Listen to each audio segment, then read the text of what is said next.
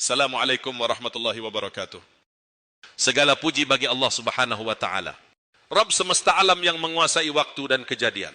Shalawat dan salam kita haturkan kepada Nabi Muhammad sallallahu alaihi wasallam, teladan umat manusia yang senantiasa mengingatkan kita tentang pentingnya mempersiapkan diri menghadapi akhir zaman. Hadirin yang dirahmati Allah, pada kesempatan ini mari kita membahas tentang tanda-tanda kiamat. Sebuah tema yang penting untuk kita renungkan agar menjadi pengingat dan pendorong untuk meningkatkan keimanan serta amal saleh. Hakikat kiamat. Kiamat adalah kepastian yang akan terjadi. Allah berfirman dalam surah Al-Hajj ayat 7. Dan sungguh kiamat itu pasti datang. Tidak ada keraguan padanya. Dan sungguh Allah akan membangkitkan siapapun yang ada di dalam kubur. Namun waktu pasti terjadinya kiamat hanya Allah yang mengetahuinya. Sebagaimana disebutkan dalam surah Al-A'raf ayat 187. Mereka bertanya kepadamu tentang kiamat. Kapankah terjadinya? Katakanlah, sesungguhnya pengetahuan tentang kiamat itu ada pada sisi Tuhanku.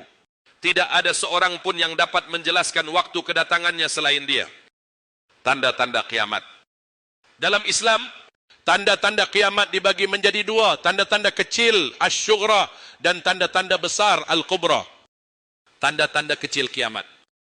Beberapa tanda kecil kiamat telah disebutkan oleh Rasulullah sallallahu alaihi wasallam, dan sebagian besar dari tanda ini sudah terlihat. Berkurangnya amanah. Rasulullah bersabda, jika amanah telah disia-siakan, maka tunggulah datangnya kiamat. Hadis riwayat Bukhari. Munculnya banyak fitnah. Fitnah di sini mencakup perpecahan, kebingungan, dan berbagai ujian yang membuat manusia lalai dari agama. Perilaku manusia yang semakin buruk, seperti banyaknya anak yang durhaka kepada orang tua, pemimpin yang zalim, dan hilangnya rasa malu. Maraknya riba, zina, dan minuman keras. Rasulullah bersabda, akan datang kepada manusia suatu masa di mana mereka menghalalkan zina, sutra, khamr, dan musik. Hadis riwayat Bukhari. Munculnya bangunan-bangunan megah.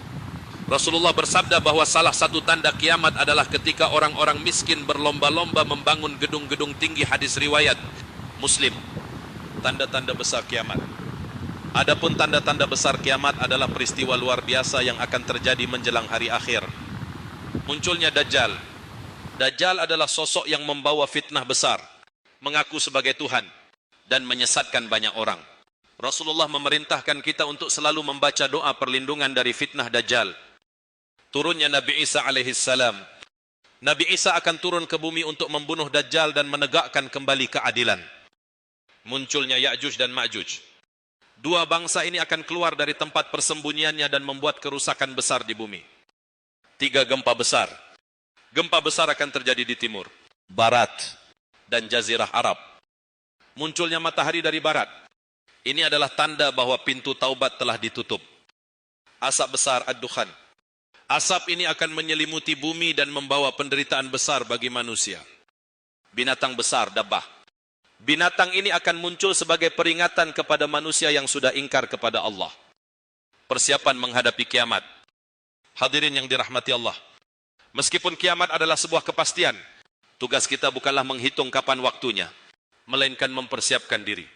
Rasulullah bersabda, orang yang cerdas adalah yang mempersiapkan dirinya untuk kehidupan setelah mati. Hadis riwayat Tirmizi. Persiapan yang perlu kita lakukan antara lain, meningkatkan keimanan, perbanyak ibadah kepada Allah, seperti salat, zikir, dan membaca Al-Quran. Menjauhi dosa dan maksiat, hindari riba, zina, dan segala hal yang mendatangkan murka Allah. Memperbaiki hubungan dengan sesama. Jadilah pribadi yang baik, jujur, dan peduli terhadap sesama. Berdoa memohon perlindungan. Rasulullah mengajarkan kita untuk membaca doa perlindungan dari fitnah Dajjal dan berbagai fitnah akhir zaman. Hadirin sekalian, tanda-tanda kiamat seharusnya menjadi pengingat bagi kita untuk lebih serius dalam menjalankan agama. Jangan sampai kita menjadi lalai dan terbuai oleh dunia yang fana ini.